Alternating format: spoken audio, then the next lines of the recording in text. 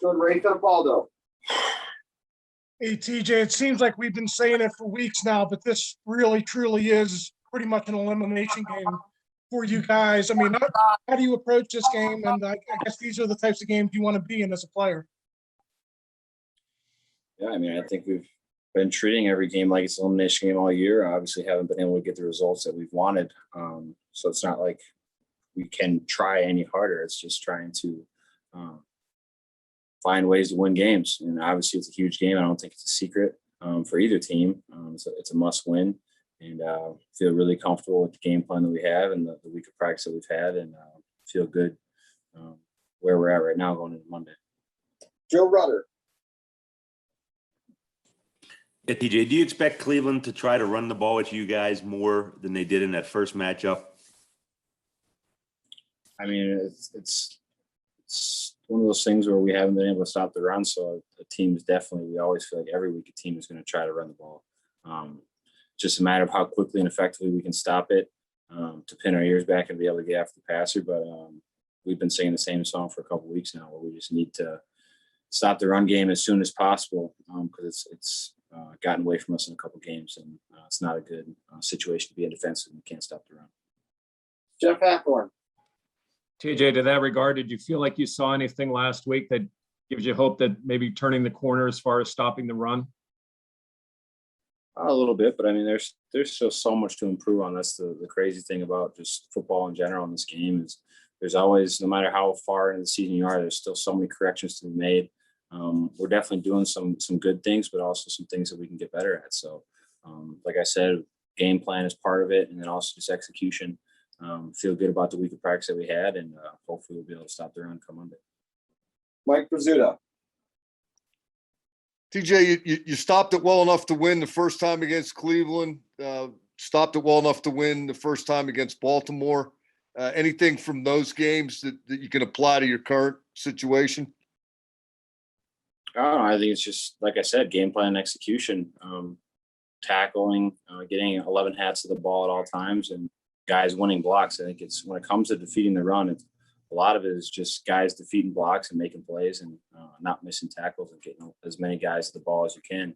I know it sounds very simple, but at times it can be difficult, and that's just something that we've been working to improve on all year long, and I feel confident going into this week that we have it figured out. Brooke Pryor. Yeah, TJ, the first time that you guys played the Browns, I don't believe Kareem Hunt was playing and Nick Chubb was coming off an injury. Just how different are they in what they can do in the run game with both of those guys being healthy and playing this week? Yeah, I think they have a stable of good backs. They got Kareem Hunt, they got Chubb, and they also have 30, who is an effective back for them too, that runs really hard. It's kind of the identity of the team is just that kind of gritty. The offensive line moves guys. They love to run the ball. They are backs that are very physical in the run game. And then obviously 27 can also catch the ball to the backfield and do some of the draw things. So, I mean, it doesn't really matter who's at running back for them. They love to run the ball and they can do it effectively. But those two guys definitely help make that job a little bit easier for them. So it'll be a tough task for us. Noah Strackbean. Hey, DJ, first off, Happy New Year. With the uncertainty of Devin and Joe, is there anything you guys could do on the outside to kind of help the middle this week against a run-heavy team?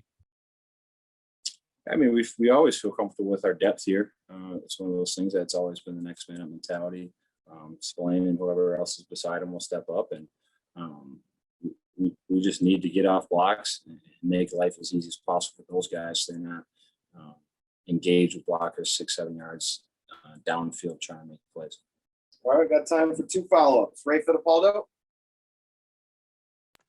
DJ, wanted to get your perspective on the expanded playoffs. Only one team gets the bye now. Do you think that gives too much importance to the top seed in the conference, or just, what are your thoughts on the new deal that started last year? In all honesty, I haven't even thought about it. It's one of those things that we're so deep into the season here. We got so much going on here that it's one of those things that I haven't even considered. And Jeff Hathorn. TJ, Ben said yesterday that all signs point to this being or 2 days ago, that all signs point to this being his last game at Heinz Field. What's it meant to be his teammate, and what do you appreciate about him? Yeah, I mean, he hasn't told me directly anything one way or the other. I think he's obviously just been a great player for this organization and a phenomenal teammate, and a guy that was kind of, when I first came in, was the really holy cow. This is I'm in the NFL moment going up against him in 7-on-7s and stuff, and had a lot of good game memories with him here, and look forward to many more.